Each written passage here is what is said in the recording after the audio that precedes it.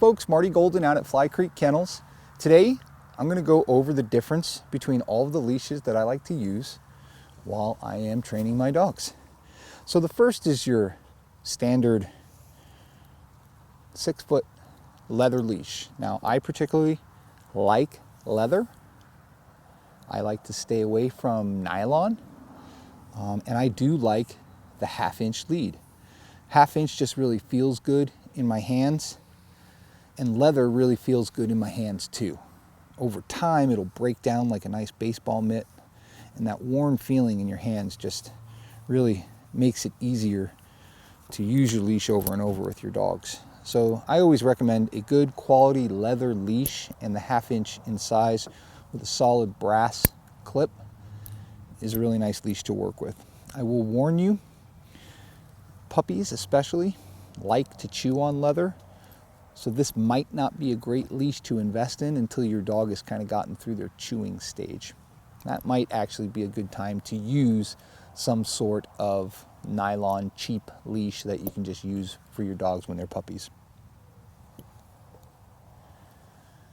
The next leash that's really, really important, especially when it comes to my gun dog training and distance work, are my long leashes. Sometimes they're called check cords. I refer to them as a long leash. This is a 50-foot long leash, and 50 feet is a lot of leash, but it gives me the opportunity to work with dogs at a great distance and know that I'm not going to, they're not going to get too far out of range. I'm a big fan of these rubber-coated leashes because they feel really good in my hands, and I don't have to wear gloves when I'm training with them. This is also a rubber-coated leash, but it is round, and I use this most often with my young dogs, my puppies. It's lighter. It's got the strength of this rubber leash as well, but it's a little bit lighter and less strenuous on the dog when they're running around with it. Again, nice, solid brass clip that I like to use here. Another common leash that I use when I'm transitioning to an off-leash situation is the old handy dandy tab leash. Tab leash is about 6 inches long. It's about the width of my hand. This is actually some leftover rubber leash that I've had laying around that I made this. Put a knot in the end of it to keep it from slipping from my hands, and I used an older solid brass clip from an old leash, and I've got myself a tab leash. You can make tab leashes. You can make them out of rope. You can make them out of old leashes. You could take an old leash like this. Let's say, I wouldn't do it to a leather one because they're good quality, but let's say if you had this as a nylon leash, you could just measure the width of your hand, tie a knot, and then cut the old leash off, and you've got yourself a homemade tab leash. Or you can spend the money and buy a good quality tab leash as well. This leash here is new to my toolbox, but I really like it. It's from a company called Heather's Heroes, and basically what this leash is it is an all-in-one head halty, gentle leader that you can also turn into a slip lead. So this is a great leash. I've been using this a lot at hunt tests with young dogs, or training them with this for holding blinds. So when I'm behind a holding blind, I can use this leash to maintain control when things get really exciting. It's the old standard where the head goes, the body goes, and if I can control the muzzle and the head, the dogs are going to be a lot calmer. So this is one of those leashes that I've really been enjoying quite a bit, and hopefully this will really come in handy at a lot of the hunt tests, making my life a lot easier. I think the hardest part about running young dogs in hunt tests is that control behind the holding blind. And then finally, one of the overlooked leashes that I think is really important that people should have in their toolbox is a slip lead. Okay, and this lead, this one in particular, is leather again, and it's broken down. It feels good in my hands.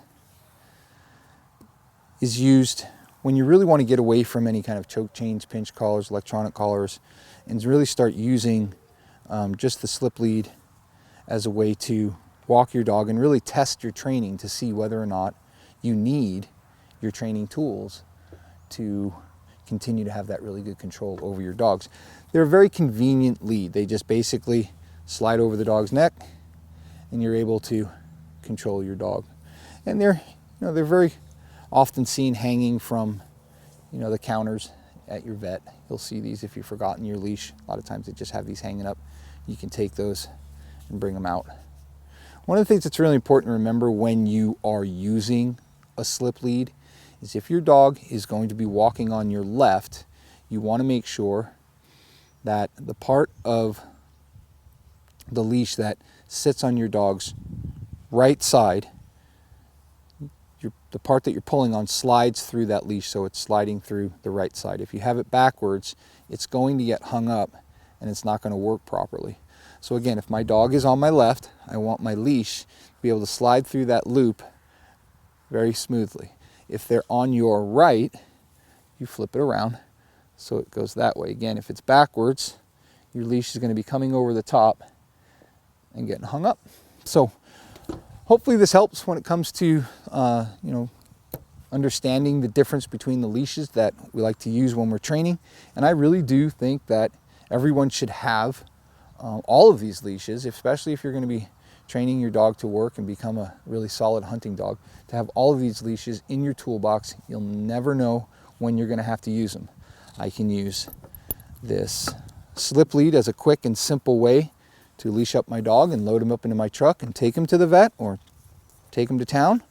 I can use my 6-foot leather leash when I'm going on my walks around town. I can use my tab leash when I'm trying to control my dog and allow them to run at the same time, but then when I need that control in close, I can use that there.